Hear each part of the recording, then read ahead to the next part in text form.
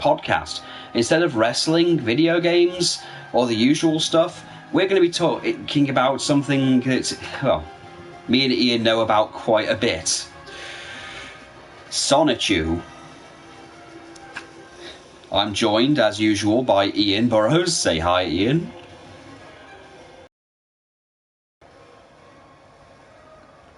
Ian? Oh, Lord, he's gone... Has he gone... What the... Oh. Ian, can you hear me? Yeah, okay. You just cut out. Okay, sorry, yeah. I was saying that, we're going to be talking about Sonichu. Okay. I think we should make a point to begin with, and it's a very important point. This is not a podcast or a video made to mock Christine Weston Chandler. We do not endorse the bullying. We do not endorse any kind of attacks on him, her, whatever you want to call her at this point. So we'd like to encourage anyone who listens to just please leave.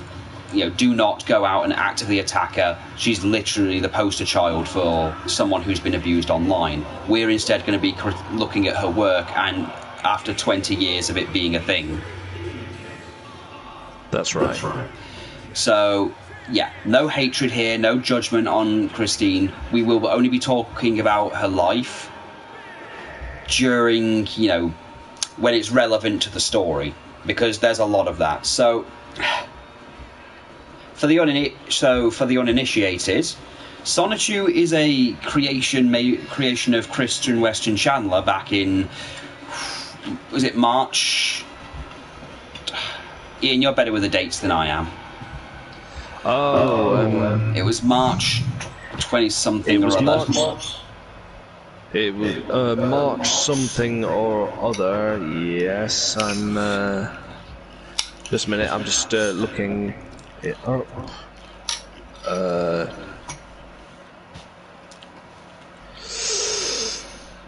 And my internet is failing me. Damn. Well, but the point is, he made it during high school for his graphic design course. Oh yeah. It's because he wasn't allowed to use copyrighted characters, so he basically just got Pikachu and Sonic the Hedgehog, two of his favourite franchises, and then mixed them together. This is obviously the story everybody knows. Well, I found some dates. Okay, he came up with Sonichu back in 2000. Okay, so... That was the graphic design course. Right. So the first comic was released back in 2005. Okay, well, even so... Well, that was back when I was still in school. Yeah, the thing is, people have been born and died during Sonichu's creation. And, up to now, people have been born and died during this entire thing. So, basically, he made a bunch of other characters as well, but eventually he released issue 0, which contained sub-episodes, which, honestly, I like the format. I have to give Chris credit. It's a good format. One issue with 3 episodes. The story of Sonichu is that Sonichu, it's Sonic Adventure 1, like the ending of Sonic Adventure 1, but with there's Pokemon. So the battle with the perfect chaos monster is happening, if you remember that. And lo and behold, the Pikachu notices Super Sonic fighting with the perfect chaos monster. The perfect chaos monster knocks Sonic away and it hits Pikachu. The effect of the Chaos Emeralds, I think, causes Sonichu to evolve into basically a yellow Sonic recolor with Pikachu powers. And a tail, yes. Pikachu then turns up, Sonichu, well, he's not named yet, but he helps Sonic, who somehow doesn't notice this happening, defeat the perfect chaos monster, and then after everyone else doesn't notice it either and decides to go, yay, Sonic, he decides to call himself Sonichu. The effect of Sonic, however, causes a rainbow, which of course is a female Raichu, and I think I should make a disclaimer as well, because this is a thing that's been going around for a while, and I want to be one of the ones that actually doesn't use this to attack Chris. At the time, the latest Sonic game that came out was Sonic Adventure. The latest Pokemon game was actually Pokemon Yellow. Pokemon Silver and Gold hadn't made it over to America yet, and it wasn't until Pokemon Diamond and Pearl on the DS that they started making physical gender changes to Pokemon. For example, female Pikachu, like male Pikachus and female Pikachus have different tails. Like the regular Pikachu has the tail you're used to, the lightning bolt-like tail with the flat edge, whereas the females have a curve in them. And the male Raichus have a spike on the end of their tail, whereas the females, have the tail, like the end of the tail, like lobbed off. So people have been saying that Rosechou is a male Raichu, but that's not really true, because again, when he designed her, Game Freak hadn't done those changes to Raichus yet, so she was female at the time, and it was fine. So I think that needs to be addressed. Yeah. Right. So anyway, she evolves into Rosechou, which is just Amy Rose with the Raichu tail. That's really what it is. They look exactly the same. Chris even references this in the comic when Sonichu meets her. Anyway, Sonichu turns up at Rosechou's at the house where Kel and Rosechou are. Kel, of course, is the Pokemon trainer that owns the Raichu. She doesn't really do much of anything except let Sonichu come in, because Sonichu apparently is too dumb to go looking for food. So he ends up on her doorstep, and they have Brunswick stew, I believe.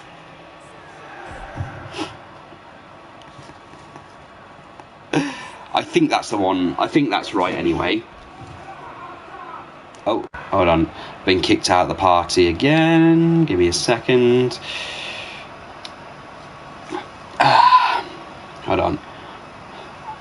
Sorry, Ian, I'm back. I was just saying that Sonichu turned up, and then they have Brunswick stew. Yeah. Is the now infamous, as long as birds tweet, I'll always be your heart sweet. Like Chris moving words to make these happen. Yeah. And Chris appears as like a narrator, and he spends the next little bits of the comic explaining the new characters, originally it was Mary Lee Walsh the Witch, but was later changed to Slawheel Ryam. Nateseer, I think it was Nateseer or Nateseer, the Jerkops and the Jerkeefs, and the next few issues were literally just I think one of them was just that Sonichu and Rosechou go to the mall. Sonichu expresses his hatred of pickles because Chris hates pickles as well. Oh dear. What? The pickles? The whole yeah, the pickles thing. Anyway, then Nateseer turns up on a Zapdos, because of course he does.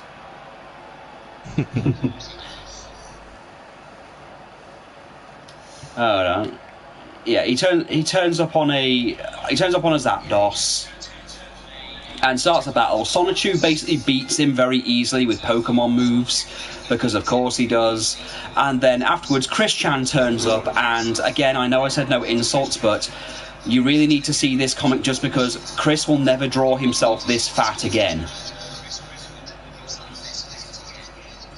Nope. Anyway, he introduces himself, and for the next episode, I think this is the next one, or it might be one before this, but they introduce Nateseer somehow gets the DNA of Sonichu, and he decides to try and clone him with Dr. Robotnik and Giovanni from Team Rocket from the Pokemon Generation 1 things. Again, the comic around this time, the cartoon and everything else was using Giovanni as the leader of Team Rocket and the leader, so yeah, as a villain that makes, I guess, with Chris doing what he's doing, makes sense. But during the cloning, the scientist accidentally drops Cherry Cola, in the DNA, which somehow makes him black. I don't think that's how DNA works, but okay. Anyway, this is when we get Black Chew. Well, I don't know, but this created Black Chew, who would later become Blake. And after a few training things, because he looks exactly like Shadow, he's got like Shadow's entire thing going on for him. Yeah, he's got Shadow's colour scheme. He looks just like Shadow, but with a Pikachu tail. Anyway, he kidnaps Rose-Chew, and this causes Sonichu to run into Sonic, and this is when we get the first major instance of Chris putting his comics in the whole right to left for some reason. I've never understood why he's done that, but it made it difficult to read because the conversation would start with the right text bubble and then go to the left, and that's just how it would always be read.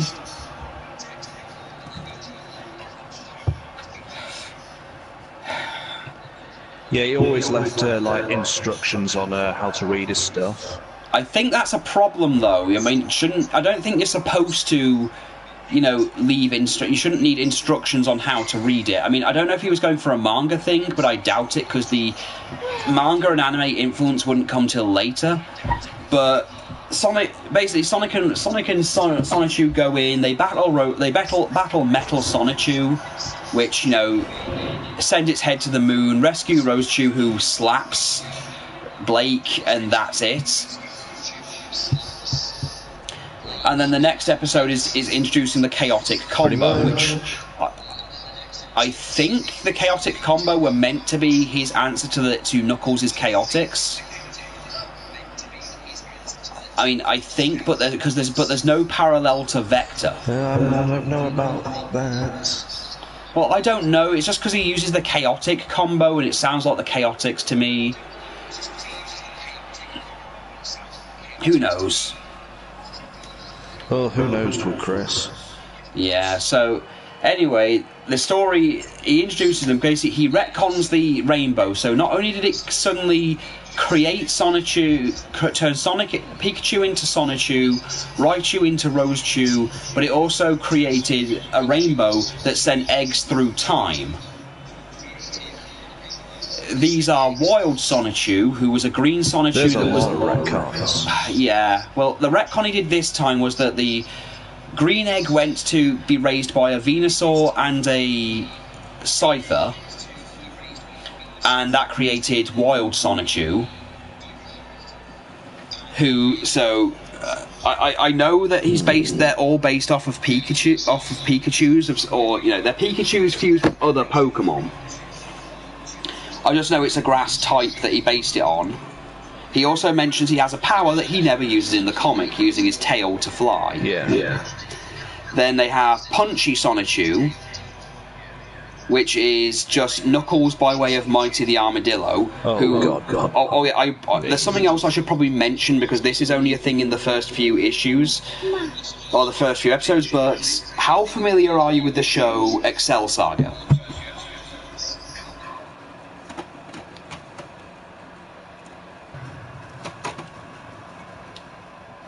I'm gonna guess not very familiar.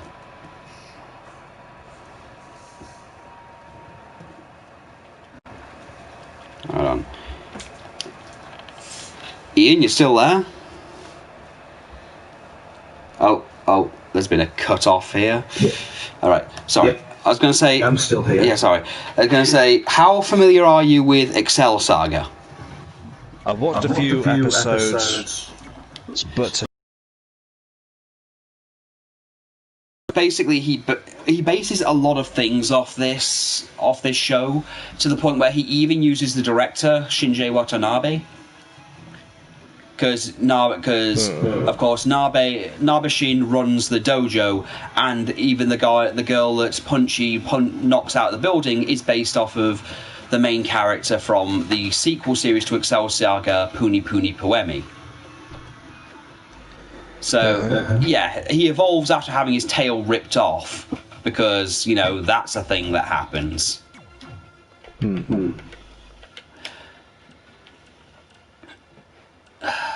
So, yeah, that happens. Then we have Bubbles Rose Chew, which is just a blue Sonichu that I think is based off a Marill.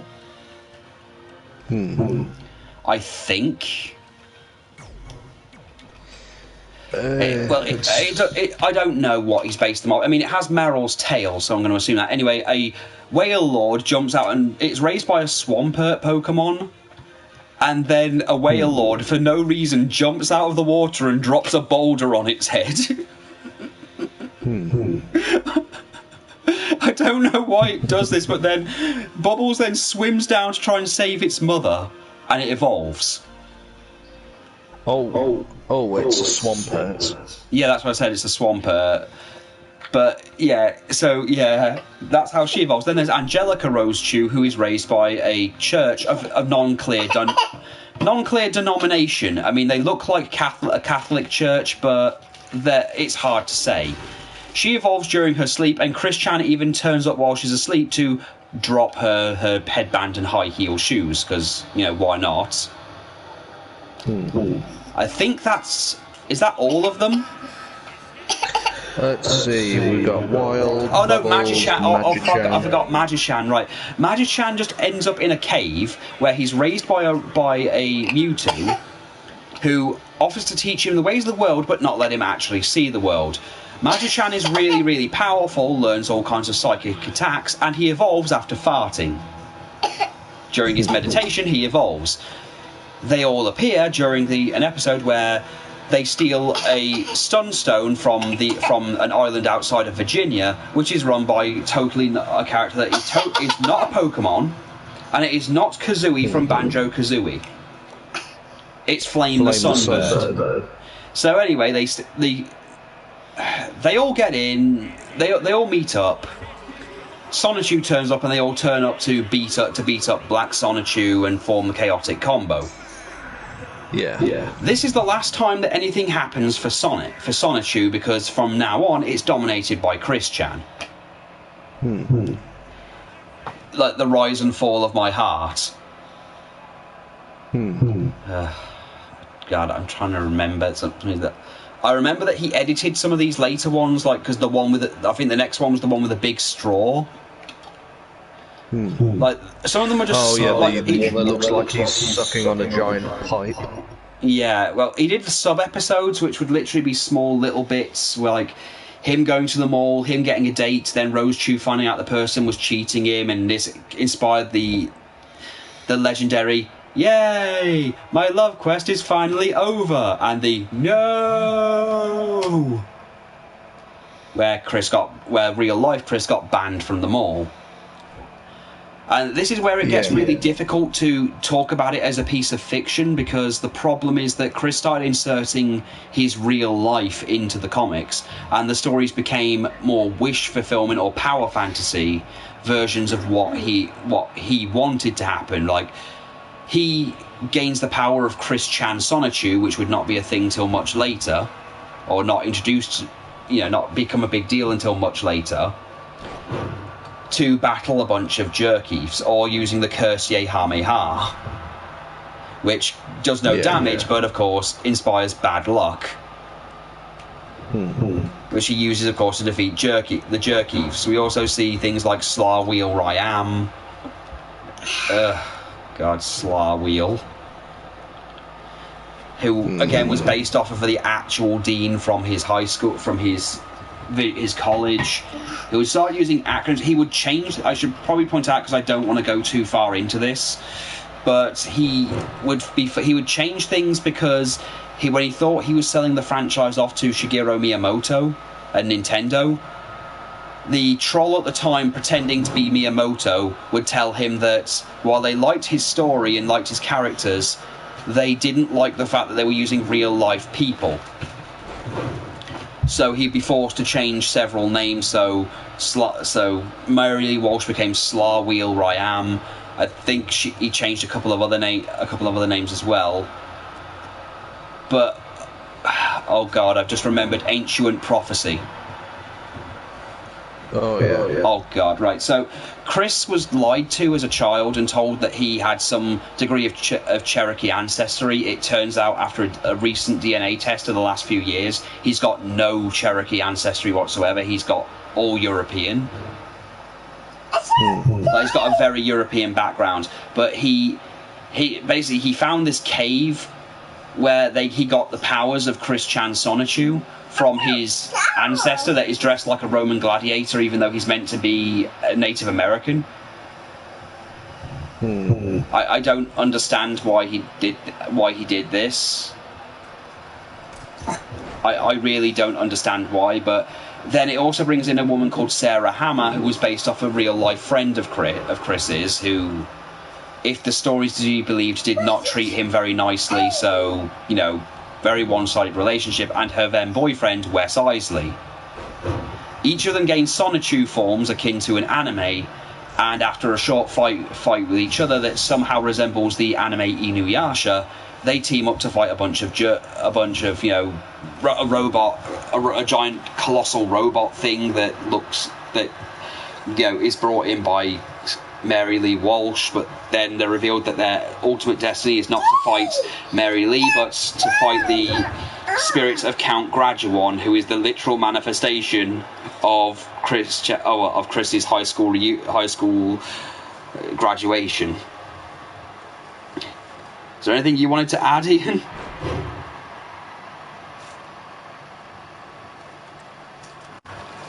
Oh, the internet's failing again.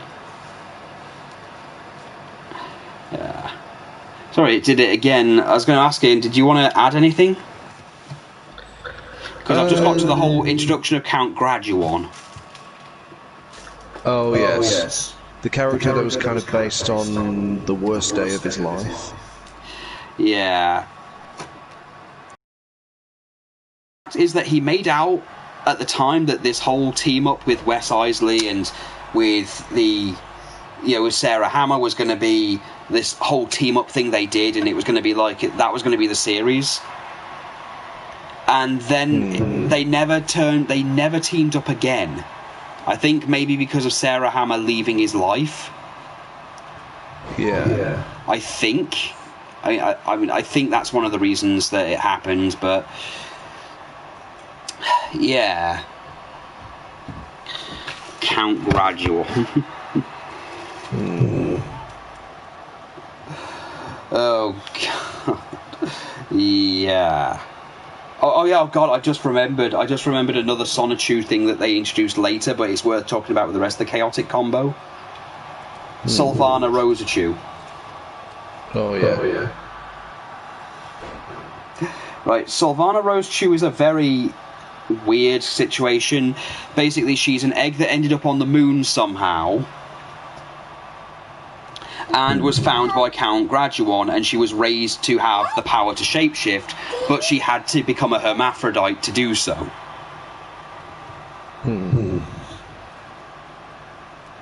I mean, I don't know.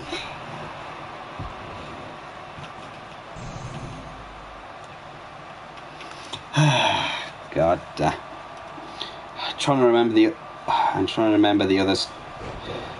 Let's see. I'm trying to remember whereabouts we are at this point in the story.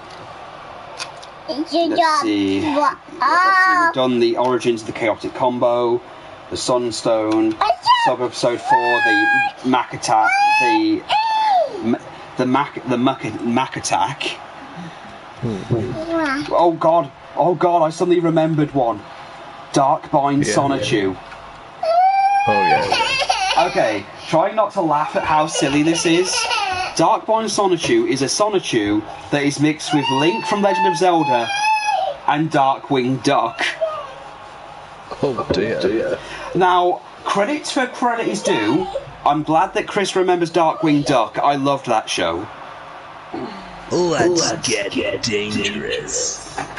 Oh yeah, don't forget Launchpad had to have another job after DuckTales. Yeah. Oh God, I love Darkwing Duck. Yeah, they team up with things. Let's see. So episode 1 was reprinted for the Jerk-Op Astrophe. Let's see.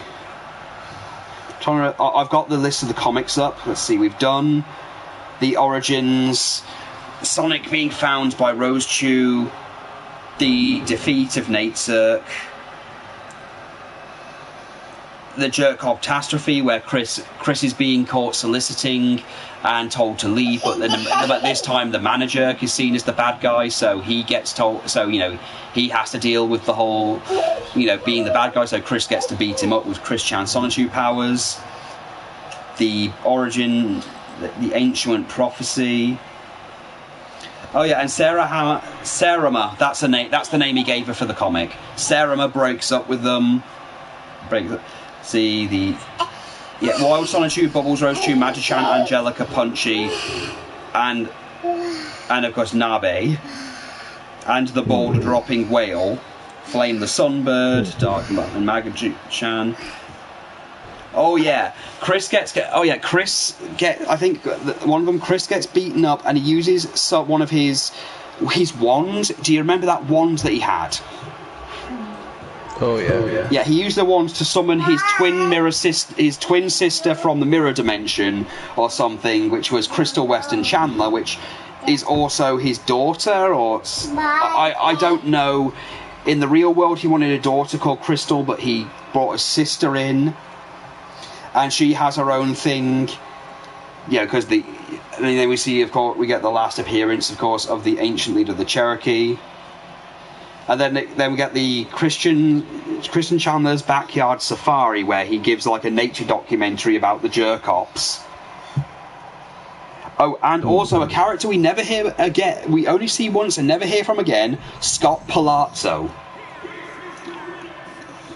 Oh yeah. Scott Palazzo was based off of the enigmatic leader from Excel Saga called Il Palazzo, but this version hates Chris. Doesn't hate Chris out of hate Chris in particular. According to the story, he's trying to destroy all love because he blames love for the murder-suicide of his mother and father. Christian Chandler in Off Target is sub-episode 7, Baggett. Based off a cop that Chris ran into and thought his name sounded funny. He gets, of course, You what? That's the one where Chris makes that lame joke. Which in it, one? where it's like, we're taking you down. He's like, down where? The only thing down is the floor.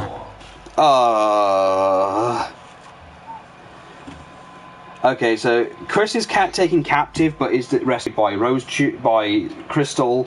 A bit more context for the next issue is My Best Friend's Cherokean Wedding, where Sarah Hammer is getting married, and Chris is kind of not where he's there in spirit because he was never actually invited to a real life wedding.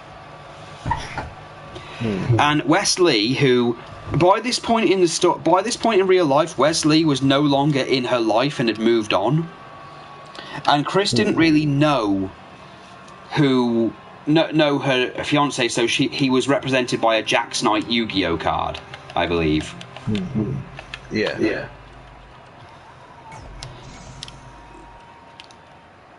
So this goes on, and then Wesley turns up, kidnaps Sarah, who seems to have left her clips at home or something. I'm guessing that's the reason why she doesn't turn up again, why she's not there. Well, why she doesn't use any of her powers to defend herself. And for some reason, during this time, Chris starts using Yu-Gi-Oh cards. Because Chris had just started getting into Yu-Gi-Oh at the time. So that happened, and then during the battle, Wesley is defeated by the first appearance of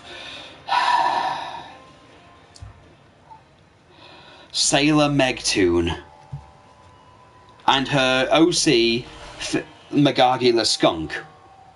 Oh yeah. these two team up and then help beat up Wesley. And from what I understand, Megan, who the character was based off of, really did not like being in the comic and did not like any of the work being done. Slotwheel then attacks, and the first real bit of tension in the comic, because one thing I should note is that Chris used to like the Archie comics, although he seems to have picked up a lot from Ian Flynn, in that he didn't add a lot of tension, and when he did, it wasn't for very long. See, Ian Flynn had an issue of he would do a comic and he'd introduce a major bit of tension or a big situation, and even though it was predictable because all he ever did was turn people evil, I mean, look what he did to Jeffrey St. John. Yeah. Chris would have something happen, but it would be over within a page. In this one, it's left on a cliffhanger because I think Chris was being prosecuted at the time for something, and he's about to be sucked into a mirror or something, but then when everything goes okay, well, she's sucked... Well, Crystal is sucked into the mirror dimension. And that's it. We also get the first appearance of DJ Jamster Sonichu. Yeah. Now, the next episode was actually one of the most heartfelt ones. Ben Saint made a comment about this, but he's right about it. One lucky dog. Chris had a dog called Patty Chan, and obviously she had to be put down. So he does an entire comic which is done with photos of her, and she eats a clover and falls asleep, but she transforms into an anthropomorphic dog and can speak. Real life Chris comes out and finds her, takes her home, takes her inside, and then takes her to Quickville through a portal behind a dance mat in his bedroom. He also meets Alison Amber, who I really feel bad for. Alison is apparently, according to the comic, she's a retired actress who gave up fame and fortune to work with Chris. So she gave up fame, fortune, and her own life to literally be the secretary to the mayor for life. Then we introduce the Sonichu balls. Basically, Magi-chan mentions that the Sonichu balls are this MacGuffin based off the Chaos Emeralds and, of course, the Dragon Balls. And they could free Crystal from the mirror dimension. Now, two of them are within the hands of Magi-chan, and one of them is in the hands of Darkbind Sonichu, who wants to use it to save his girlfriend who's asleep. However, things happen, and then Nate Cirque gets his new powers. However, what these new powers involve somehow turning him gay. I don't have any comment for this. Don't shoot the messenger. This is what it actually was. Nate Cirque was literally Chris's gay twin. Nicole, no. Can you do that and take him out? Sorry, she's just got some 2-litre bottles of soda and thrown them off the table. Okay. So yeah, Nate Cirque is basically just gay Chris. He's defeated handily because of course he is. And then they go off to find Bionic the Hedgehog. Because they're talking about the Sonichu balls, and for some reason Chris remembers when he was in high school he was hit on the head by a ball, and he thinks it was a Sonichu ball. So they go back in time to get the balls back. They go back, they find Bionic the Hedgehog, they get the white Sonichu ball and come back.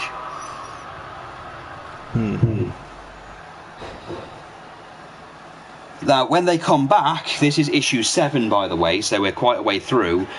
Sonichu, at this time, Chris was being criticised for being in the comic all the time. Because they said it isn't even a comic about Sonichu anymore, it's about Chris Chan.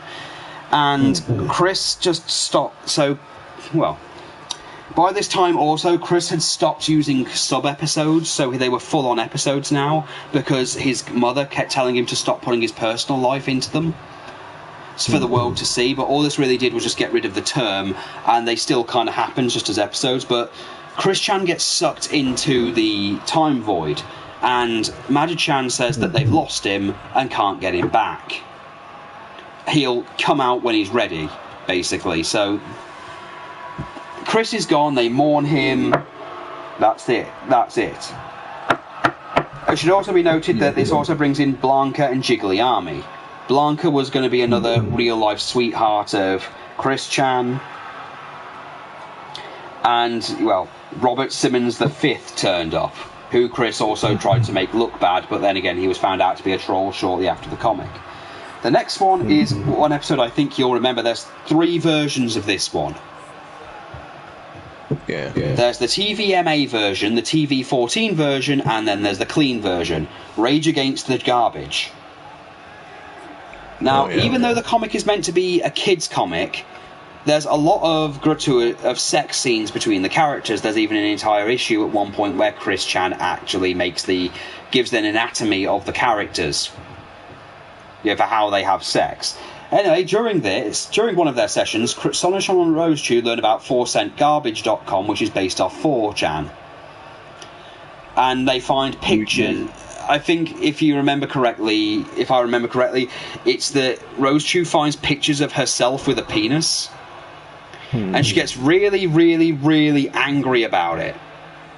Yeah. So she decides to fight it by doing nude pictures of herself and putting it on the internet, and this predictably doesn't go well.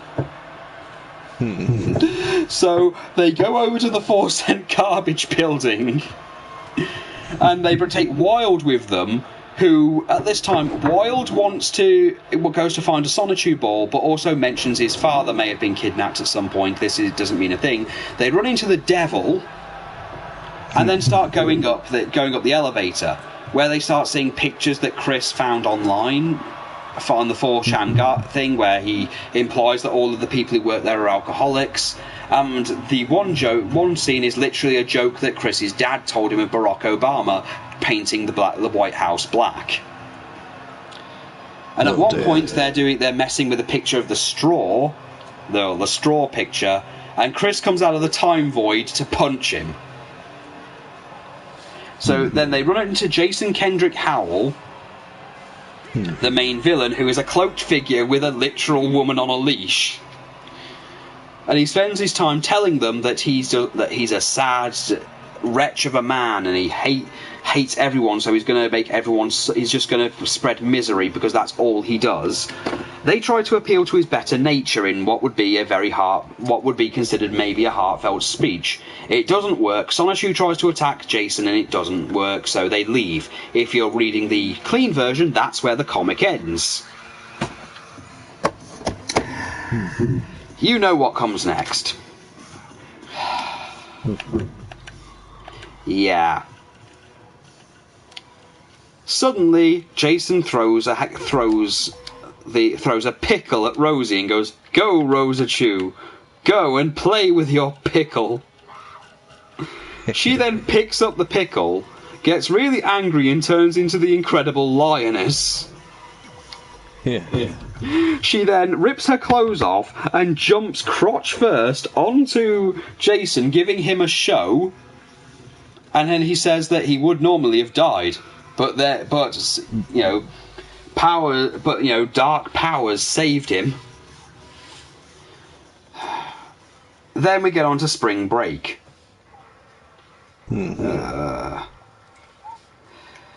Right, the spring break episode is one which introduces Jigglyarmy. However, the only major story that happens in this is that Blake's turned to the side of good. I should probably point that out. He decided he didn't like the way Nate Turk was being, so he decided to be a good guy. So anyway, he and Bubbles are dating, and it's very obvious that they're doing it. So he goes off to buy some condoms, and then out comes Sylvana, who takes the form of Bubbles and has sex with him. What he doesn't realise, and I feel disgusted saying this out loud,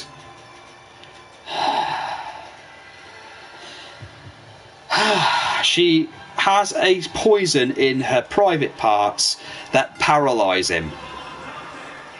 She then goes to do the same to Bubbles. However, Bubbles ignores everybody else until Blake messages her and says, "No, that isn't the real me." So then, after finding out it's Sylvana, that's just it. They also start drawing porn, by the way, of themselves, like doing a photo op of themselves and bring in little Zappina, which brings into one of the most controversial lines of the series, where this 14-year-old Rosechew wants to pose naked too, but then Rosechew says, "Sorry, but the dumb laws won't let you." Chris has tried to say that this was child labour laws, but she still helps with other things. She just doesn't take part in the nudie parts.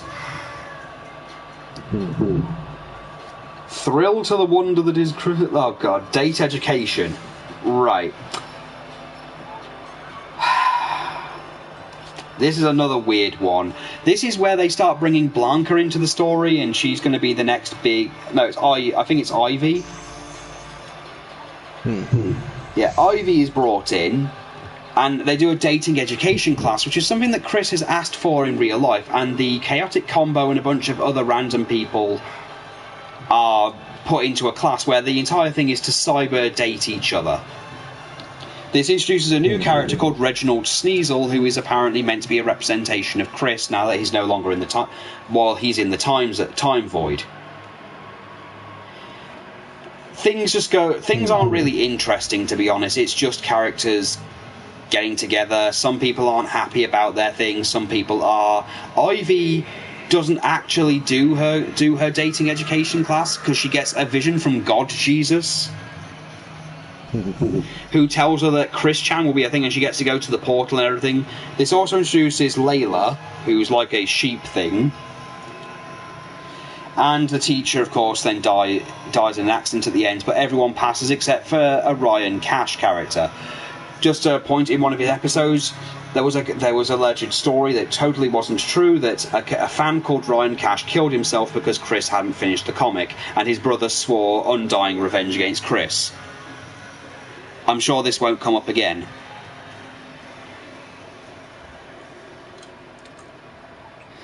Let's see, then there's Quick Defense. I should probably note as well the evil team that Mary Lee Walsh has. The PVCC. The Private Villa of Corrupted Citizens. Before we go any further, I think we should take some time to actually give our thoughts on what we thought, our thoughts on the comic in general.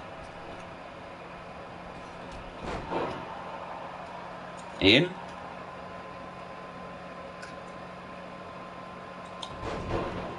Oh, is it... Oh, God, has it gone quiet again? Hold on.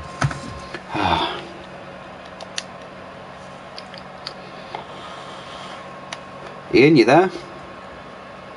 Yeah. Oh, there. Sorry, you went quiet for a second. I don't know if it's my connection. I was saying that I think we should probably, before we continue any further with the issues, because we're getting towards the end, effectively, of what he ended up doing with the comics anyway, thought we should talk about our thoughts on the comic as it is right now.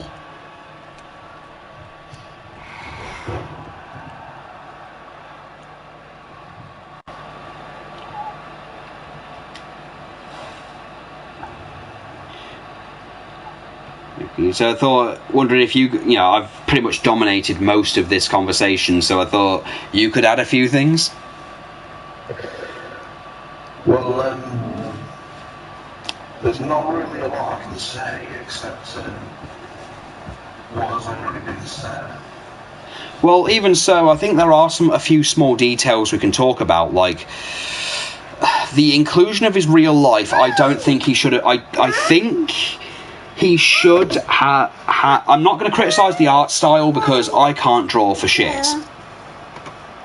I will openly admit I cannot draw for the life of me, so I'm in no position to say Chris's drawing is bad. That being said, I think it is important to know how he tells his story. Yeah. And the biggest concern for me was always going to be that he uses a lot of copyrighted things, and that was always a concern for me. Yeah. Just a weird question. How did you discover Chris?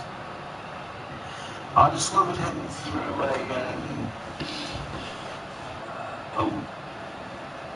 an ongoing like podcast thing called Radio Dead Huh.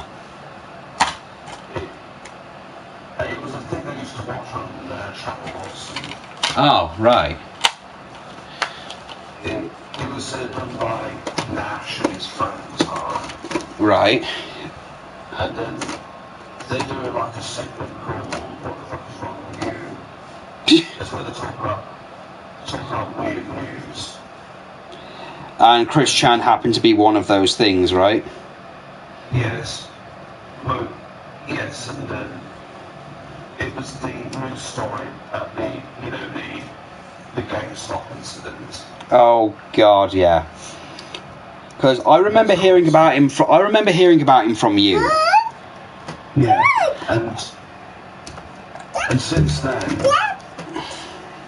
that's when I started looking into Chris. And Yeah. there's just too much to go on now. There is. I mean, one of the things I've noticed. I don't know if you've noticed it as well. On YouTube, one of the things people say nowadays is that they don't want to cover Chris because there are loads of people doing it, like the documentary, and there's loads of other things of people who have watched him and stuff. But the thing is, there's very little of actual Sonichu. Yeah. Like, he's transcended his own work. He's more famous than his work ever was. But his work is a kind of like a gateway into his life in general. Yeah. I mean, I've actually read a lot. I've read a lot of them, and I think the thing is, if he had designed them a little differently, I mean, the chaotic combo could have worked if he didn't keep making it obvious they were Pokemon. But, using Sonic the Hedgehog characters is one thing, but he uses Transformers, he uses Yu-Gi-Oh!, he uses a lot of things. It should also be pointed Megan is kind of gone after a while, because while he's in the Time Void, they mention the whole, like, he catches himself up.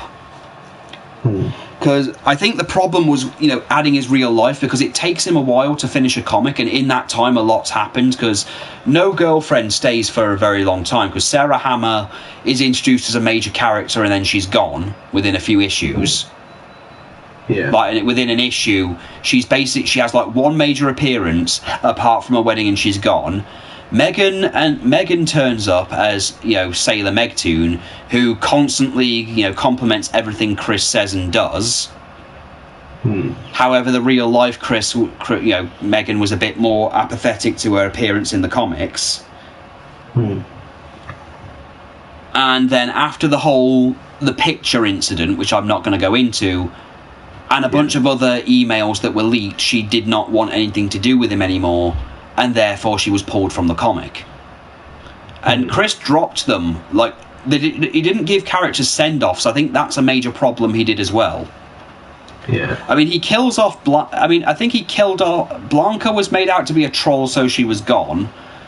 I think another one that he was trying to date at the time, he wrote off in a script where she was aligned with the Decepticons, so she was killed by Optimus Prime. And then Panda Halo became a thing, but she didn't last long. Like, she was gone as well. I think that's a major thing, because a problem I had as well. I don't know how much of the comics you've read or if you've looked too much into them, but I've noticed when it comes to writing the female characters, they're very one-dimensional. Yeah. Sonichu, because the male characters aren't any better, granted, but again, Sonichu is just Sonic, effectively, until it comes to the inappropriate stuff, because the other problem I had was that he said it was a kid's comic, and it was talking about sex or, all kinds of things that would not be appropriate for kids. Yeah. I think that needs to be made very clear, is that what Chris was talking about was not not appropriate for the subject, for a kid's comic.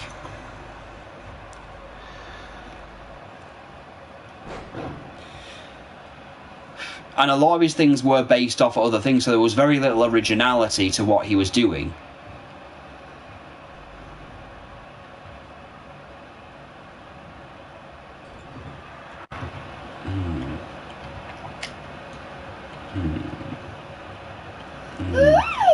Yeah, indeed. Yeah, so eventually, I think there was just very little originality with the male characters because they were just all generic males, and the female characters all followed stereotypes, and I never liked that. Yeah. It's one of the reasons I highly recommend looking up Rose Chew's story on Tumblr, because Rose Chew doesn't really do... One of the things that never made sense in the comics was that Chris said that she was just as strong as Sonichu, except she's slower and weaker. That doesn't really make any sense. And really, she was just there to be the damsel in distress. Like, she never really did attacks, apart from when she became the Incredible Lioness. Other than that, the other ones, the most any of them have, Angelica doesn't really do anything other than, you know, lust after Reginald Sneasel, who again is just another insert of Chris Chan. Bubbles has a whole thing with Black Sonichu, but that's it. There's no real build-up to why they're together, they just are together. And the theory behind a lot of the comic that I've heard a lot of people say is that Chris already has it in his mind what's happening. And in his mind, it's already happened, therefore he doesn't need to explain it in the comic. And that's where I think it fails as a story, is that he's got the ideas, he's just not really put them down because he thinks they've already happened. I mean, he already decided before Sylvana turned good. Because, oh yeah, that was a thing as well. Sylvana turned good, and he said that she'd eventually just, you know, get with Magichan. So he basically spoiled his own ending. But the thing is, I think that if he had focused on making it a bit more original, like I think if he'd made the comic so it was, you know, if he'd used it as a base originally, like used Sonic and Pokemon things, because it's not as if them being Pokemon and them being Sonic characters are even important to the plot. They're really not. They are for the first few episodes, but only as a means to say this is what they are. He really could. I really do honestly think, and this is one of the only compliments you're going to hear me say about his work, is that it could have done something else. It could have been something else. Yeah. Asperchew proves that. Yeah. So yeah, I'm sorry, go on. But unfortunately, real life got in the way. Well, his real life is fascinating. I don't want to go into it because there's too much of it, but it bled into his comic in an unhealthy way. It's kind of like today, you see a lot of people in Marvel and DC, I mean, I don't want to delve too much into it, but a lot of DC and Marvel comics have writers who insert themselves as characters. Like the new Iron Man characters, the version of America Chavez is just the writer's self-insert version of herself. Yeah. And, you know, and those comic companies are in debt. I mean, they're taking out loans every year just to pay off their writers. Yeah. But that's a bad thing. But Chris was doing it, or he was literally inserting himself and his real life, and a lot of it was, my real life didn't go well here, here's what I want to happen, to the point where he had to rewrite it. I mean, if you've ever seen the Gun comic. Yes, I have. Yeah, where he basically shot Liquid Chris in the leg, and then Casey was like, oh god, Chris, I love you, and then a family accepts him, even though in the real world they had a massive dislike of Chris due to the way he was in general and some offensive things he'd done. And Casey was horrified by the comic. Yeah. Yeah, but Chris came out of the time void eventually, so getting back to Sonichu 9, he comes out of the time void finally, and he comes back with a goddamn vengeance. Also, he brings in Billy Mays, which again, the only reason he brought Billy Mays, a real life dead person, into it was literally just to say that, to dispel a troll meme that Billy Mays was the mayor of Quickville.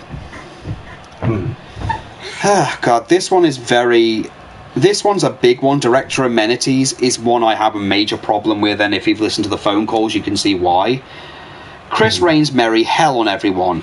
Basically, he takes his car, Sonichu and everyone else to the 4-cent garbage building where he plays a song called Revive Zordon, which is literally just a song about how Power Rangers hasn't been good since Zordon died.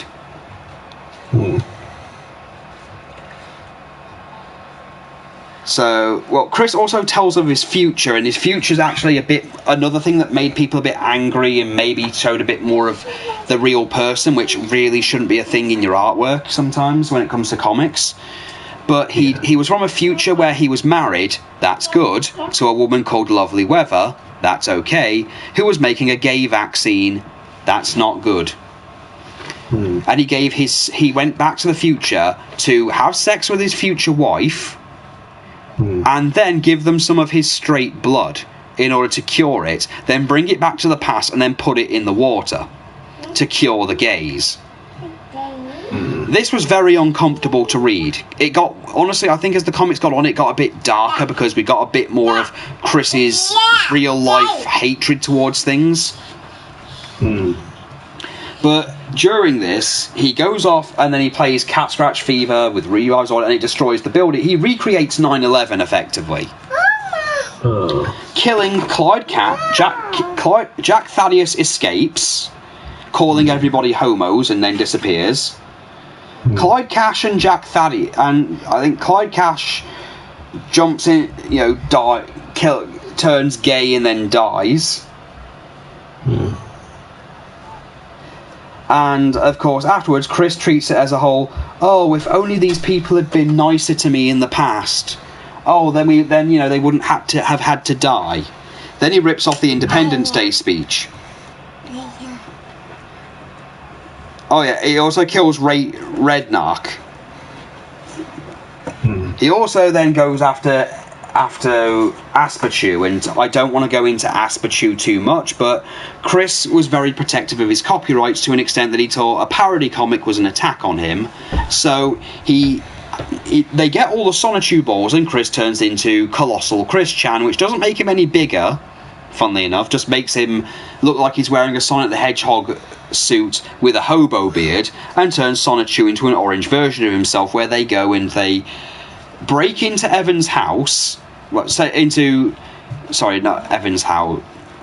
Alec's house. Steal a dating sim and delete his Aspapedia. They then decide that all of the Aspachu characters are rip-offs, and Chris Chan renames them all as Chris Chan approved versions. Accuses the real life Alec of assaulting animals and women and keeping them as animals in his basement, something that Alec really didn't like, and I don't know where Chris got this from.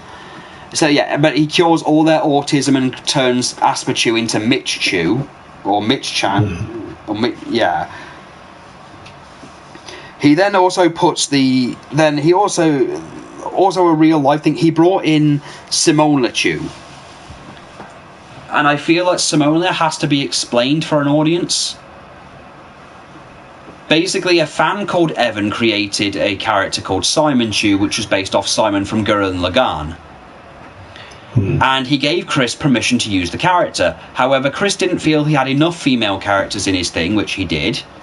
So he turned Simon Chu into Simolia Rosa Chu. Evan didn't take this well and kept asking him to remove it. Chris's response was that he could have come up with Simolia. He couldn't, because he hadn't watched the show that she was based off. So therefore, he owned her because he could have thought of her even though he didn't. This caused a lot of real-life issues involving Chris's Quickie page, to the point where they wouldn't give it back until Chris killed off Simolia. The way they did it was that they blew her up on a toilet. Immediately afterwards, they put all of the Aspapedia 4 on trial, where Chris has them all murdered brutally. One by electric chair, one by being shot, one by being drilled to pieces by a child that's a week old, and one torn apart with psychic powers, in what is basically Chris's poor understanding of what an actual court is. This was changed in the revised version after he was criticised for it being too violent and it being a kangaroo court, and they're basically punished by being Amish. I prefer the Amish version. The Christmas special actually took years to write. It took about 7 years to finish. It's basically just a Christmas special. Nothing happens really apart from, Somalia Rosechew comes back to life because she had a metal skeleton apparently. I don't know how that works. Oh no. Leave that here. Not having you break another one. Get down. Sorry, Ian. So Somalia comes back to life because of course she does. And we also get to see some of the Sonnies, Rosechew and Sonichu's kids that they apparently have. Also, they have to reiterate that Sonichu and Rosechew are married and are of age, so it's okay for them to do what they're doing. And it's not really that interesting. It's just them getting ready for the nativity play. Sonichu shoveling the snow. There's not really much of anything going on, apart from at the end where Chris seems to think that Call of Duty works a certain way and it traumatizes a Jewish kid, and Chris seems to think there's only one Jewish holiday. A racism thing on Black Chew, where he gets really angry about something, and then one of the kids evolving. And then this leads to some other stupid thing with Simon Chew. Well, basically he does bring Simon Chew back into the comics, but believe it or not. He brought Simon Chew into the comic, literally, just to try and have Wild Sonichu and Somalia Rosechew, Simolia's kid, tried to kill him, only to say that Evan and the Asperpedia 4 tricked him and tortured him until he did what they said. So they can forgive him, and they also find a Pokemon fossil, they find a Razor Claw and a Pokemon fossil. The Pokemon fossil is a thing called a Bananasaur, which is the reincarnated spirit of a guy who cheated on his girlfriend before being run over, and it's stupid. The thing is clumsy, falls over a lot, and is eventually abandoned at Nabe's dojo. The Razor Claw is given to Reginald, who evolves and becomes some kind of wild thing and breaks up with Angelica Rosechew, who doesn't seem to really be angry at him. And this is really where a lot of people jumped off, because there was this, and then there was the fake Sonichu 11, which I think we should really go into. Alright. Basically, it starts off really inappropriate with Sonichu offering to show his penis to his child. Oh dear. Again, Chris didn't write this, but people thought he did because it was written in a very similar way. Rosechew is dressed like Marge Simpson. Everything's kind of going the way you expect until Somalia Rosechew, the daughter of Wild and the other Rosechew that was killed, is hit by a driver who's driving while texting. She dies, and then Wild gets depressed. They have a funeral. Wild calls, I don't know if I can say it on YouTube, but Wild calls Rosechew an effing you-know-what, because she's never lost anything. Then they get a call to say that Sonichu's kids have been the Hispanic lesbian nanny has found that the 3 kids have drank drain cleaner or bleach from under the sink, and 2 of them have died instantly, and 1 of them's now a vegetable. During all this, Wild is trying to get some justice. However, they can't do anything, so he shoots himself in the head. Rosechew tries to cheat on Sonichu with Reginald in front of her children at one point. That's another thing that happens. And during the depression of the kids dying, he goes off to... Sonichu goes to a bar where he tries to sleep with Angelica. Another thing is they're talking about how much the bills are, and you can tell it's not made by Chris because of this line when Rose Chu asks if they could ask the mayor for help, and Sonichu gets mad, saying, "Why would we ask the mayor for anything? No one has seen or heard from him since our last battle. He's too busy off with the wallflower." Yeah. Which, the wallflower is an interesting story within itself, but there we go. Eventually, apparently Sonichu is really poor at this point, and Rose Chu can't afford anything. She's having to eat tuna to pay for the medical things to keep one of their kids alive. So she smothers the child with a pillow. Then comes to Sonichu, who then wants a divorce from her, saying it's her fault that the kids are dead. She then points out that she's never been happy since she was with Sonichu, because he's always treated her like crap, only ever wants sex, and makes her look stupid while he gets to look good in front of everybody. And saying that she hasn't been happy at any point while they've been together, and that Sonichu has ruined her life. Chris then tries to tell people to stop, be careful about leaving bleach around. This turns out to not be a real episode. Yeah, I see what she's doing. Right, the next one is actually one that annoyed a friend of mine, funnily enough. Right, this was around the time Chris was doing his whole gender identity thing. Right. And Robbie Sonny was actually... Now, keep in mind, only one of the kids has grown up at this point. So what happens is, Robbie has decided, and try not to vomit or get angry at this, he doesn't think he's a boy because boys only like violence and they're not empathetic towards any living being. But girls are.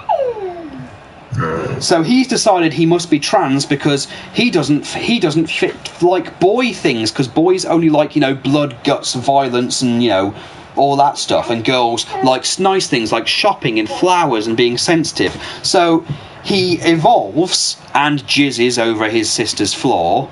I'm not kidding, this is a thing Chris actually put in. They then give him some hypnotic tapes that make him biologically female, which at the time Chris thought was actually how transitioning worked. So, yeah, Robbie then becomes biologically female by listening to these tapes. At the time, as well, this is another weird thing, Chris transitioned into Christine, and by that I mean he dressed up in female clothing, referred to himself as Christine, and then for some reason had Blake comment on his rack. I'm not joking about that. They then do a Pride festival where Nate's comes back and he's still gay. They do a clip show. Then the next one is Sonichu 12-9, which is, 12.9, because apparently Chris is afraid of the number 13, which is a famous superstition. It's literally a My Little Pony thing. It's not even Sonichu at this point.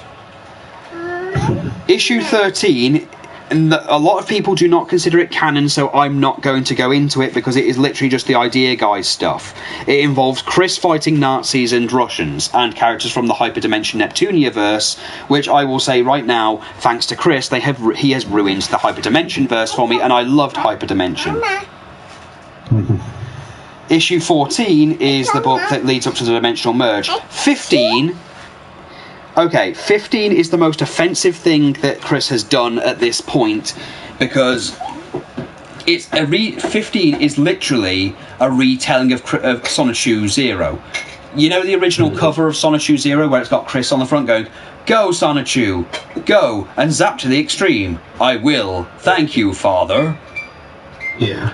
It's literally just a cover of him going, "Go Sonichu." It's him in his new female form. I should point out again, Chris looks nothing like the way he draws himself, ever. But it's now him doing that. However, he's only drawn the cover. Most of the content is plagiarised from Rose Chu's story, which he has changed a few things. Issue 16 is the origin of Count Count Graduon. Chris sold the master copy, however.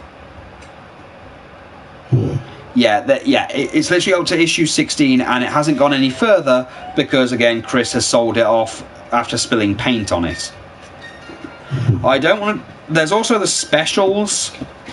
Should we go into the specials?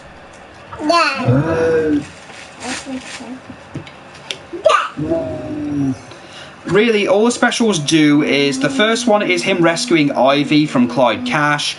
The second one is the marriage of him and Ivy. And the honeymoon where they eat grilled chicken, which is the funniest thing ever to me. And so many Glade air freshener plugins. Yeah. If I had one of those things, I want to point out, if I put out one of those things, Liz would go into an asthmatic fit. I don't know why you need 4 or 5 of them in one room. Yeah. The next comic is the gun comic. Oh, God, yeah. Liquid Chris is kind of your area. Yeah, but that's... I'll just read the wiki version of it. Ian Brandon Anderson, Chris Chan rescues Casey. Ian Brandon Anderson, which is Liquid Chris, rescues Casey from Chris Chan, though it's unclear why Casey needs to be rescued if she's in a consensual relationship with Liquid. Shoots Liquid in the shins and then makes out with Casey. Do you mean Ian Anderson is... Sorry, it's the way it's written, because they're referring to Ian Brandon in the comics. He refers to Liquid as Ian Brandon Anderson. But in this, the wiki is actually referring to Chris as Ian Brandon Anderson. Then the next one is just Chris giving away the ring. This is after he transitioned. And then the other one was the one that got him banned from the from the My Little Pony fandom because it was Magi-chan talking to Dr. Wolf. And then the other one was a comic rendition of him responding to Ben Saint's comic. Yeah. There are fan fictions as well. The 2 fan fictions that are accepted by Chris as canon, by the way. Chris has actually willingly accepted this as canon, so no arguments from anyone. Rose Chew's story, written by Trickle Chew, a Kiwi Farms project to redeem as much possible from Chris's lackluster writing by focusing on the side character. And the other one is the Chris Chan prequel comic, which I'm sure you remember is the one with Matt Berry in. Well, it's not Matt Berry. No, I think it was Matt Berry doing the voice. No, it wasn't Matt Berry doing the voice. Sounded just like him. I think it's just a coincidence. Even so, it sounded just like him, so credit to the guy. But even so, that's the comic.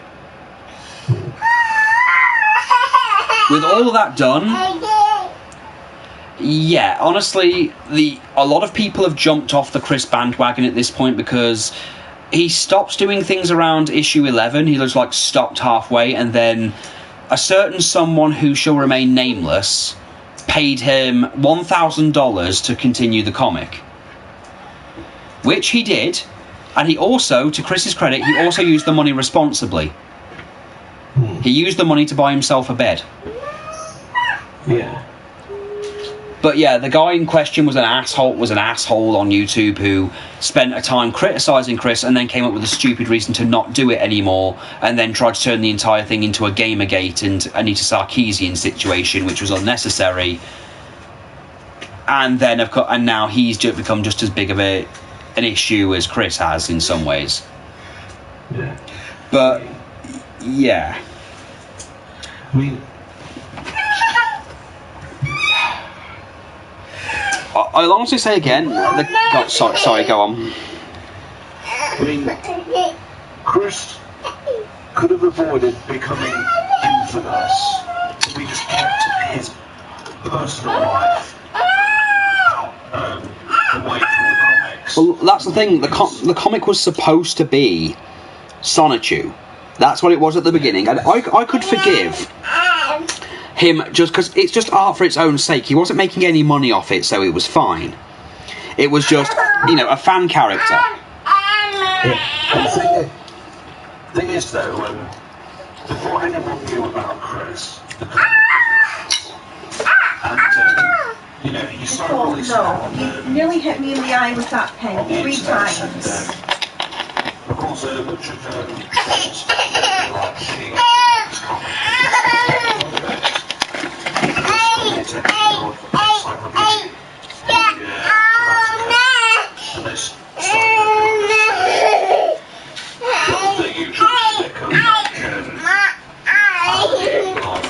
Well, again, Encyclopedia Dramatica is... I've been on Encyclopedia Dramatica to look up Chris and Movie Bob. And all it was they were just exaggerated versions of the characters. But Chris got onto it, and he didn't understand at the time that it was just parody. So he started editing it himself and making it obvious he'd edited it was him who had edited it, and he'd actually made it worse. Yeah. The thing is, the very first article review about Chris was just they were just making stuff up. Chris got wind of it, so he just didn't. He didn't get it. He was like, okay, this is all wrong. So he just tried to and then more detail about his life out. And then eventually, the man behind the comic became more infamous than the comic itself. Well, the problem, again, as I've said, was that if he had himself as I would have accepted it if he'd made himself a bit of a background character. Like, if he stayed as the narrator or the mayor wasn't the main focus, because it went from Sonichu having, like, Saturday morning, like, adventures, because that's what they were. Even if they were plagiarised in some way, they were still, like, cartoonish adventures with cartoony characters. Then when he got in, he made God mod level versions of himself, who could fix any situation within a page, relieving all tension, and made stories based off his real life. And his mom did tell him to stop making the sub-episodes, because the sub-episodes were specifically his real life, but altered. But all it did in the end was just make... All he did, as I said in the end, all it did was encourage him to do more. Yeah. But not use the sub-story's, name. He went off and used something else. He just made them part of the main story. He's putting his friends in as characters. I don't mind when people make characters based off of their friends. I do it all the time. But he was making them based off people he was trying to date at the time, which is never a good idea. It's the same reason I don't recommend getting, like, a woman's name as a tattoo. I mean, look at the Undertaker's situation with his wife. That Sarah tattoo he's had to have lasered off his throat. Yeah. The point being is that there's no guarantee that the relationships would ever work, and the reason we know so much about Chris now is because we have the comics to pretty much point certain things out. And nowadays... I mean, he's made the characters a bit more prominent, but they're more his background things. It's not even about... I mean, I think Alec Benson Leary made the point that it's not even about Sonichu, it's just you in your life. And that hurt the comic more than anything else. I mean, it was never... it was never going to become a success in any way. Not in a way he could have made... Not in a way he could have made money off. No, it was just going to be a fan comic. And a fan comic is fine. I mean, Alec Benson Leary didn't treat Asperchu as a serious thing. I mean, this isn't like the woman who did My Kokoro Wish, where she did try and make money off it. Yeah, Chris could not make money off it, and they kept telling him multiple times he couldn't, although, funnily enough, he has. He's made a couple of $100 off it. And he's made a couple of $100 off someone else's work, which, funnily enough, they did actually get in contact with the woman who made Rose Chu's story after Chris pretty much printed out the pictures and then put his own cover on and then sold it on eBay and Etsy. She actually said, "I'm not surprised. Honestly, I'm not. It's not surprising to me that Chris would steal someone's work and then put it up as his own." Yeah. I mean, he did actually, he had enough. The thing is, Ben Saint made the point at one point that Sonichu could have actually made him some things, because one of the people who gave him $1,000 actually bought a load of the custom Sonichu amiibos. Because all he did was buy a Sonic amiibo and he'd edit it. Yeah. That's really all it was. I mean, it was crude and terrible, but he made it and sold it after customizing, which I think is fine. And he could have made some money off the medallions and everything, which he did. He made medallions for each and every one of every single one of the characters, and he could have survived off his internet fame. I honestly think he could, and he clearly is, because his e-begging is a big thing that he does now, and he has Patreon. But again, the comic could have been so much more than what it is, because now it's something we're doing, that people are laughing at.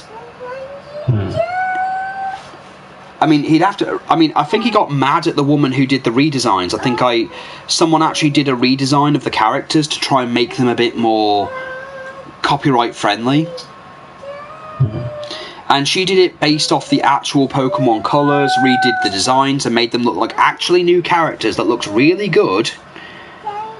And then Chris Chan got really mad about it, because they were editing his characters, and again, they were doing it because the characters were too obvious what they were. And if the Miyamoto saga proved anything, it's that he didn't understand what was wrong with his comic, because it wasn't just that he was inserting his real life, it was the context of the comic as well. I mean, it was the violence he threw in for no reason, the unprovoked violence against the Asperpedia 4 is a good example. All the gratuitous sex that he was having the characters have, because that was the focus of Sonichu and Rosechu's relationship, is that they just had sex a lot. That was really all there was to the relationship. And, oh wait, there's actually a thing of Chris has made money off Sonichu. He has actually sold autographed copies of Sonichu for $10. He's also sold issue 1 for $10. And he's done the issue 4 comic for $15. In fact, there's actually a thing here about the future plot lines of the comic, if you're interested. Over the years, Chris has dropped several hints about specific plot lines.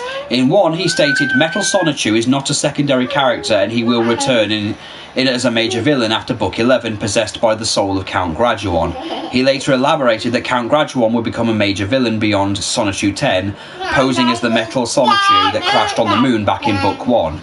The issue may also move to... Chris said that Darkbind and Zelina will be fighting Clawdorf with a sword. Oh god, Clawdorf, as in Ganondorf, with a great sword and bow arrow battles. There will be a great lack of director intrusion after Book 10. I will be making less personal appearances in the pages, as having done so was a big mistake because I got carried away with the trials and tribulations of my life, real and online, that completely messed me up. I mean, his word, if we're taking him at his word, at least he acknowledges that the problem was him.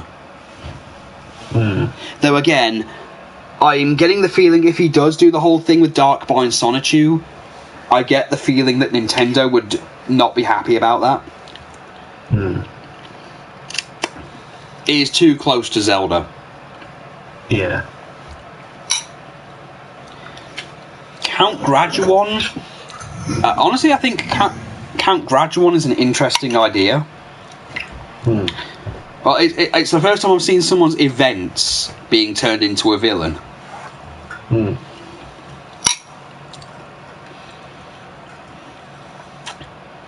Let's see. I'm trying to remember what else there was in the comic, because he's retconned so much stuff.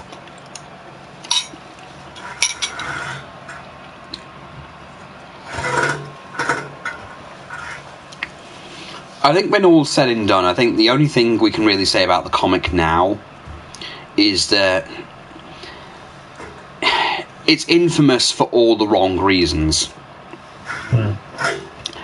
It started off as what looked like a silly fan project made by a kid, even though he was like 22 when he made it.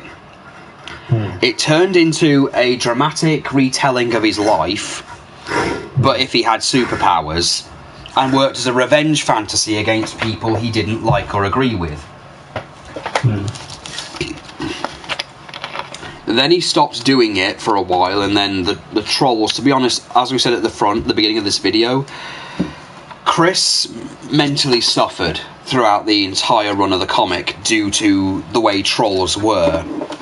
I mean, names like Blue Spike, you know, are big examples of what broke him. Yeah. And that all bled into his work, and that's what made it suffer. The problem is, going forward, I think a lot of people have given up on the comic because Chris says he'll do one thing with the comic and he doesn't do it. A lot of the issues in the comic that happened weren't supposed to happen. Like, he was given specific things like what you should do,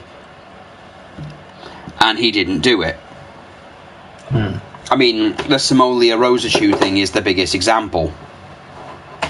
He was told to remove her because the guy rescinded his permission, and Chris refused to acknowledge that the character was not his to begin with, and even lied and changed the wiki article to say he created it based on the myth that he probably could have. And then they had to kill her, but then, as a final fuck you, he kind of put up the whole, oh, well, she's just had a baby, so she'll survive in some way.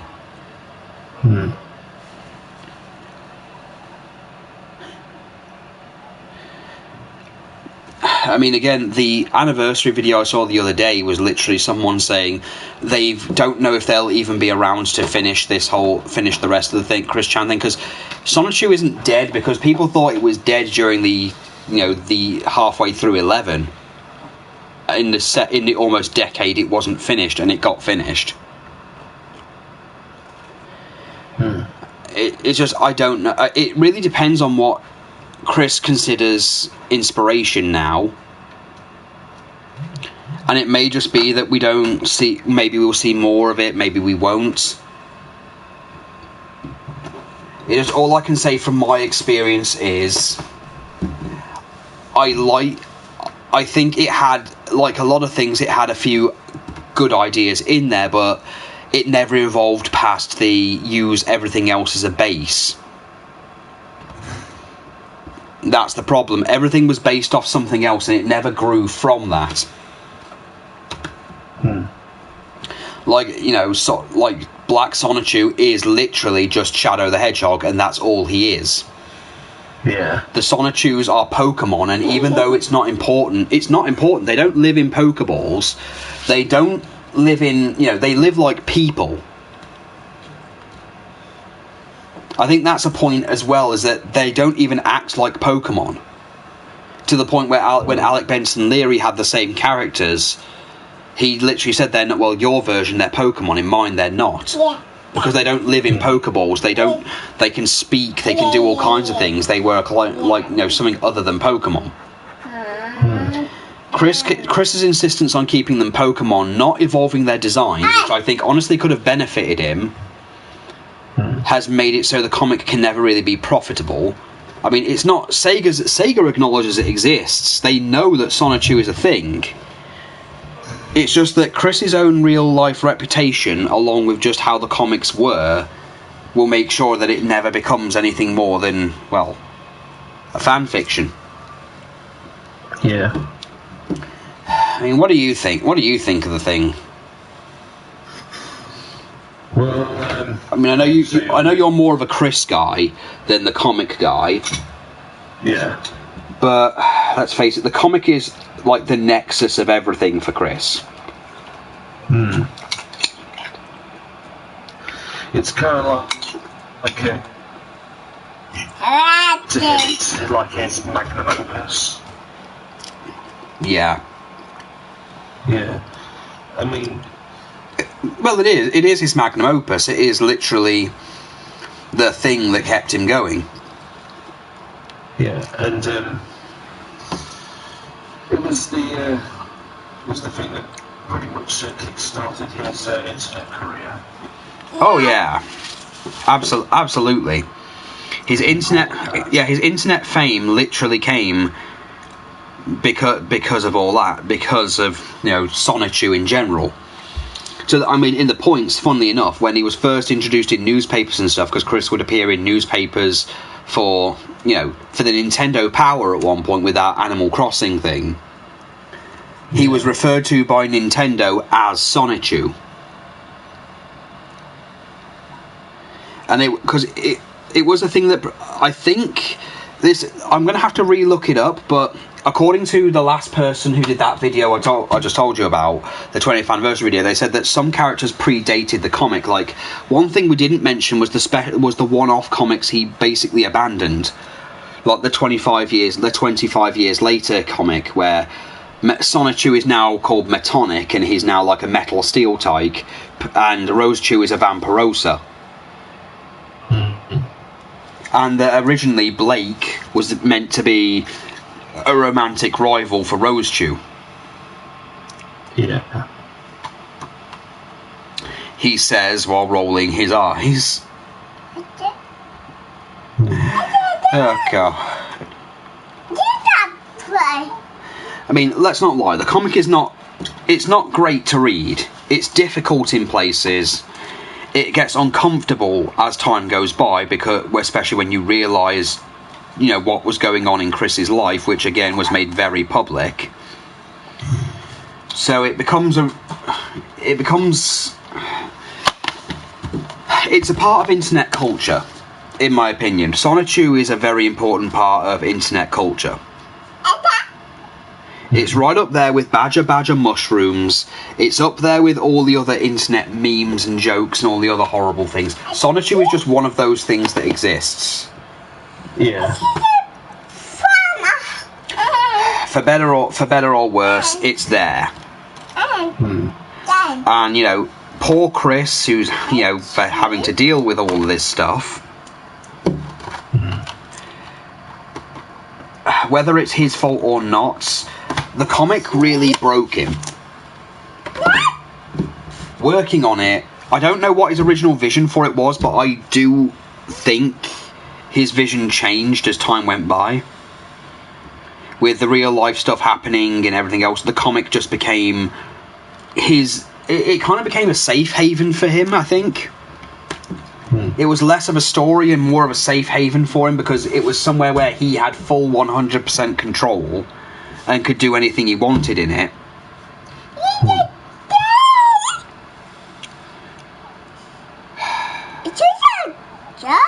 So, don't think there's anything more to say, unless you got more stuff to say about it. Because I think the last thing I can say about it is it's clearly Sonichu meant something to the internet, to the degree that no matter how bad it wasn't a so bad it's good thing, but it's enough that we're doing a podcast talking about it. Yeah. And I've spent most of it, and I apologise for commandeering it as much as I do. I really seem to have a problem with these things, where to pretty much just explaining the issues. Yeah, I mean, I still hold the belief that if Chris didn't get so curious about the encyclopedia dramatica page, then the Sonichu comics would have gone on just the way they started, just light entertainment. I think its legacy would have been better if, Encyclopedia Dramatica, now that you mention it, is the way when the comics started to go downhill. Yeah. Because as soon as that happened, Chris took it as a personal attack, and then started using the comics as a means of an outlet for his frustration with what was going on, because, again, Chris's real life and the way he was raised and everything else that's been made public is clearly an indicator of how sheltered he was. And it was a power fantasy for a long time, so nothing wrong with that. Well, actually, there is a lot of things wrong with it, but there's nothing wrong with having a little outlet. It's just the way in which he used it was unhealthy for him, and look what it cost him. His behaviour with the comic made him a joke. His characters are now seen as a massive joke as well. It's ruined his friendships. it's made his real life with his family difficult.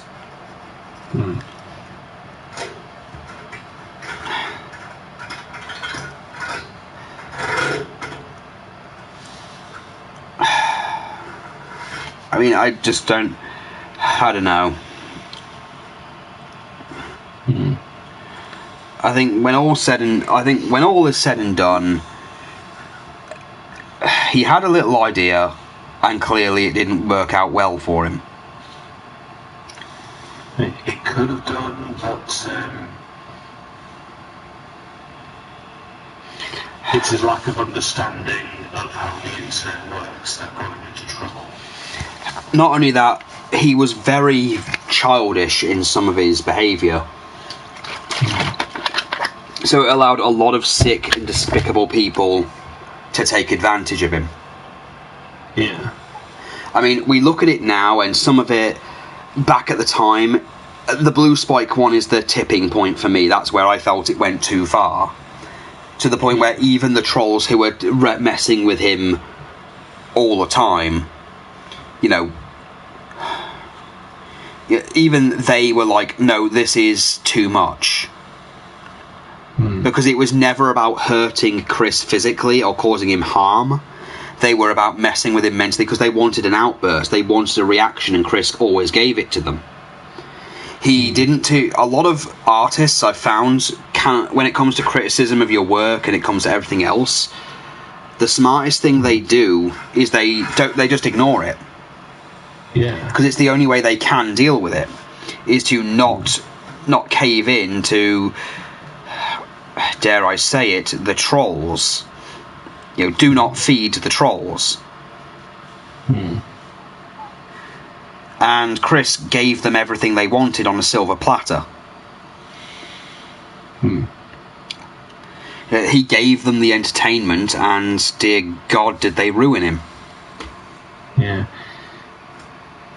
I mean, if only he had, like, someone there for him to, like, guide him, tell him, like, what not to do in these situations. I think writing it on his own was another problem. I think that's a major problem. Chris writing the comic without anyone there to assist him, because he wrote the whole thing on his own. I think that needs to be made a point. Is, you know, he wasn't doing this, you know, with a group of friends, or he wasn't doing it with an editor or anything. He literally did the whole thing himself, with no one there to tell him, yeah, it might not be a smart idea to do this, maybe you should do this instead. I mean, because the first couple of issues was... To be honest, I could deal with the Sonic Adventure intro. Honestly, the only bad thing, like the really cringeworthy stuff, is how forced the Rosechoo and Sonichu stuff is, which, again, Rosechoo's story does very well. I mean, the thing's been going on for years right now, and they're only just past the whole leaving the forest thing. Like, there's a massive story there. The characters have been built very well. I mean, Chris liked it, so it's not like Chris can't appreciate good work. I mean, it does insult him quite a bit, granted. Like when they have Sonichu go, "Oh, that's father. Are you sure? You told me your parents were dead." "Oh, he's your father too." "Yeah, I'm not calling him that." I should also point out that Chris has actually written a backstory for Sonichu now, and it's quite horrific. He's done a thing that right after Sonichu did defeat the perfect chaos monster, he went to see his family, and in the Rosechoo version of the story, he claims he went there, but there was no one left. Like, they were just gone, or they wouldn't accept him anymore. Whereas in the other story, in Chris's version, Team Rocket's coffins came in and basically gassed his family to death. Yeah, and I'm like, okay, Chris, that's dark. But that's the story he went with for the Rosechoo story, because he copied pretty much everything scene for scene from the Rosechoo comic, but changed some dialogue around, removed some plot and some crucial plot elements, and then changed the endings a little bit because the person writing it actually hasn't finished the story. like she's off doing. She's not really got she's not really finished the panels yet. She took a very long time off, which is her prerogative. But credit where credit's due, I do still highly recommend it because I really do think it's a very good, well-written show, well-written comic. And Chris Chan approved it, which I don't know how much that means to a lot of people, but I think it means a lot. I mean, if Chris is saying, you know, I like it.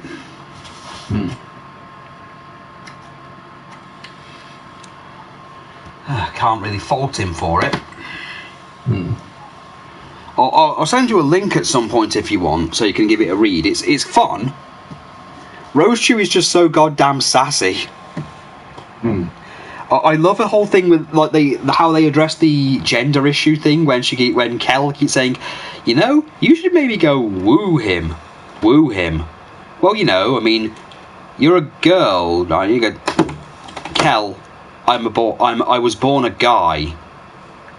And she holds her tail and goes, didn't you notice? How am I better at your job than you are? Like, there's actual drama and conflict, though, in that.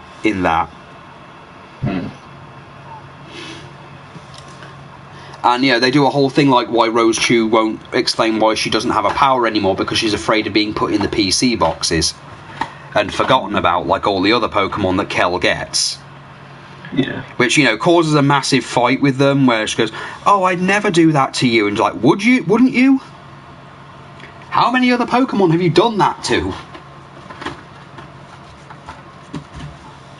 And of course, Chris Chan isn't exactly shown in the most positive of lights. In fact, they treat his gym battles like it's a circus, which, yeah, is a bit much.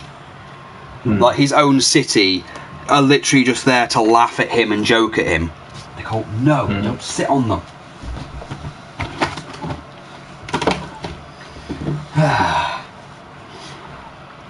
But yeah, if Chris took himself out of his comics, made it about the Sonichus, they'd just be seen as like an entertainment thing and nothing more. Similar to how Sonic Web comics were, if you remember them from the early 2000s.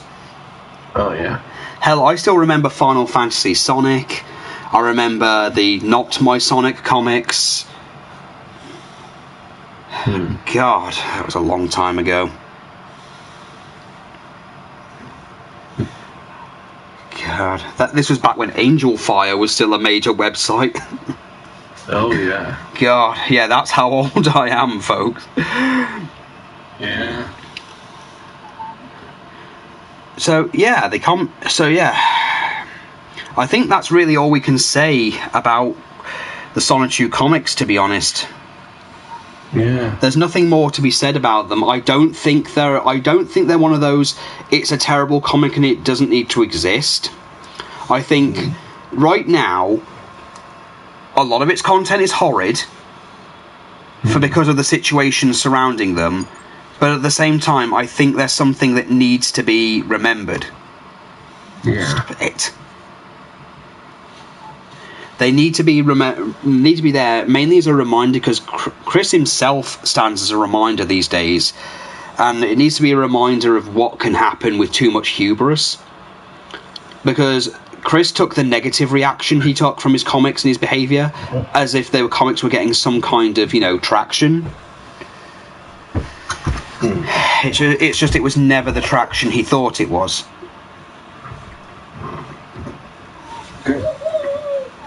So I think we're going to end it there. I didn't expect it to go as long as it did. Honestly, there's not much to say about it, but I'll honestly say I'm glad I've discovered it. Yeah. Because even if it's just how not to do something or how not to deal with certain situations, I think it's important. Yeah. And also, I think I want to say something. I don't want to end on a negative note, so I want to end it on a positive thing, and it's that it could have been so much more. It had so much potential to be something. Even if it was just a bit of memorabilia left on the internet. It may not have lasted in terms of memory. Like, people would have forgotten about it and maybe talked about it like, hey, remember that comic? Does anyone remember that comic from, like, the early 2000s that was on the internet all the time? Even if it... I mean, that would have probably been a better, more healthy one. Healthy, you know, legacy for it. Yeah. But as it stands, it's a joke. And it's a shame because I think if Chris got other artists, I mean, if Chris managed to get that girl who redrew the OCs, or got other people on it and rewrote the comic with other people,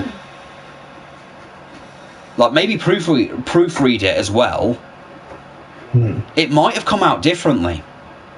Yeah. Even if he asked Megan, because Megan was an artist as well, if he asked Megan for help with certain things and credited her, maybe it could have come out a little differently. It could have been one of the best fan comics ever written. Maybe. I'm not going to say, you know, nothing's set in stone, but I think it could have been so much more than what it was. And it's a shame that Chris's real life was the way it was. It's sad that people treated him the way they did, but at the same time, I won't say my life is better for knowing Sonichu's existence, but I'm glad I found it. Yeah. It's certainly something I've read a few times, a lot more lately, especially with the Rose Chew story, because, again, I know I keep saying it, but it's really, really well put together. And it really does fix the mess that Chris's original issues were, which is always a thing when you're writing a new comic anyway. Retconning's just a thing that happens. Yeah. Nicole, come on, you get down. Come on. Get down, you little monkey. So, yeah. I don't look at the comics and judge Chris for it. I think he's suffered enough.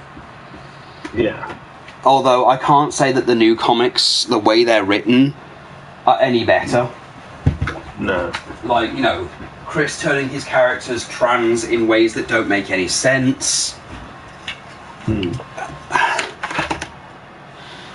I mean, it's a far shy from, if you remember, you've got to remember that if you're reading these things sequentially, like next to each other, Chris goes from being extremely homophobic in the comics to suddenly being very pro-trans and very pro-gay.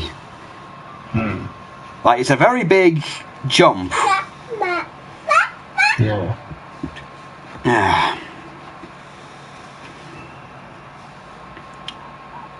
Well, regardless, I think that's where we're going to end it for now. Yes. I'd like to thank everyone. Thank you for joining me on this. I'm sorry. I'm sorry that I didn't let you say as much. Bye. I really am bad at this. Bye. It's just that sometimes you sometimes cut out, and I'm just like waiting for it to come back. I know. I'm sorry. To be honest, it's me taking over a lot of it, and yeah, that's bad. That's bad of me. I take over a lot of the things, and I've noticed it's a big thing later. I really need to work on it, and I'm really sorry for doing that. But I really hope in future, you know, we can have you talk a lot more on these things. Because again, you're the guy who introduced Sonichu to me. You're the one who brought Chris Chan into my life, and therefore must suffer for it when the apocalypse comes. Yeah. Bye. And I just thought, with everything just being on Chris lately, I'm actually at a point where I'm tired of seeing videos about Chris and what he's done and what people are doing to him. I think his work does need to have a bit more looked at for what it could have been, and what probably ruined its legacy, like what we've just done.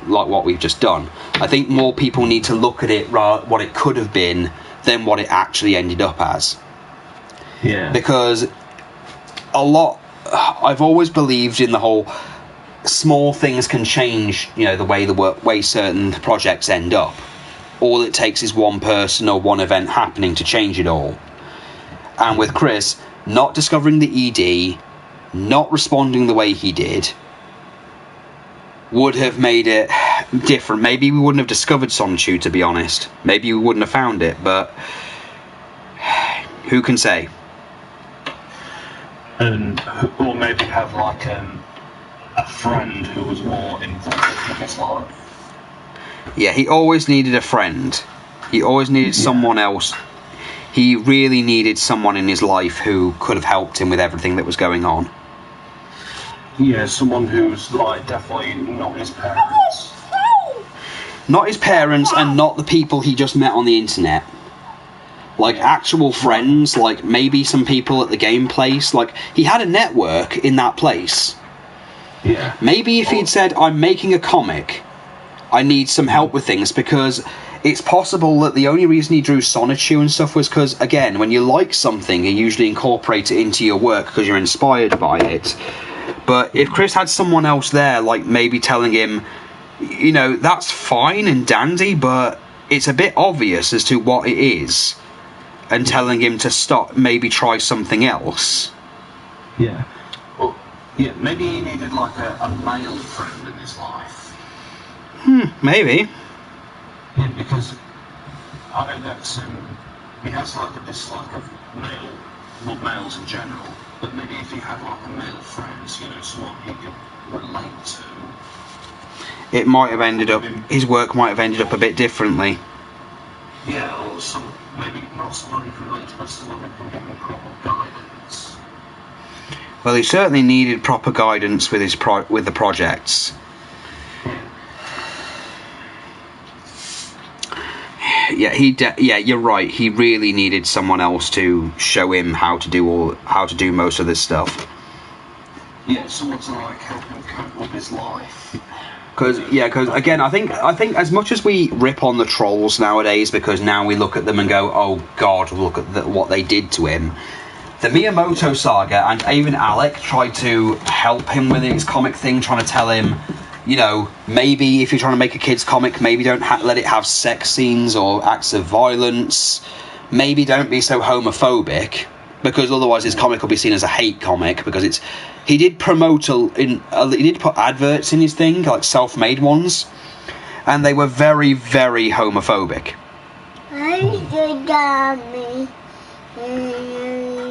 So, you know, something that wasn't that.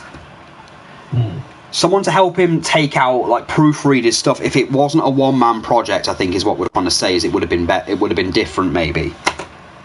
But then, of course, knowing Chris, he probably would have seen it as someone taking over his work, because they'd have been telling him no a lot. Well, I think that's where we're going to end it for now. It's been 20 plus years now since Sonic's creation. Sonichu's creation, sorry. Back in March. Yeah, its legacy is basically internet culture at this point. But I think we should remember the fond things about it and what it could have been and the ideas that could have come from it than anything bad that came from it. Yeah. Right, well, we'll leave it there. Thank you for joining us, anyone who actually watches this. And again, do not harass Chris. Do not harass any of the people he knows. Do not do not do anything to attack him. He's had over 20 years, well, probably more than that, like 30 plus years of suffering. A lot of it on the internet. He's an easy target for a lot of people. He's basically universally mocked to a ridiculous degree, and it's not funny anymore. Yeah, it's debatable whether it was ever funny now looking at it. Yeah. But several things. Do not taunt him. Do not support it. But also do not hand him. Do not just give him money hoping you'll fix him as well. That needs to be made abundant as well. Because of the way things are, Chris will not accept help. Especially not now. Do not give him financial aid, because he is not going to use it to help himself. He is going to use it on games and toys, because that's the mindset. That's the one time. That's to him is the one time he was happy. Do not harass him. Do not spam him. Don't hack his stuff. Don't send him hate mail or anything on his YouTube. Just leave him be. Because at this point, Chris needs to be left alone. Yeah. Right. I think I think the time has come just to let him go. Yeah, just let him go like, you know, everything else. Let him go like Leroy Jenkins and, well, MapQuest. Yeah.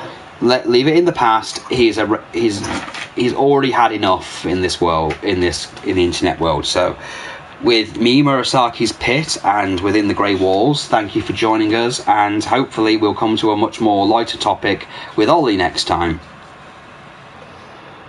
See you around. Bye. Bye. Right, let's go to end that. Right, it just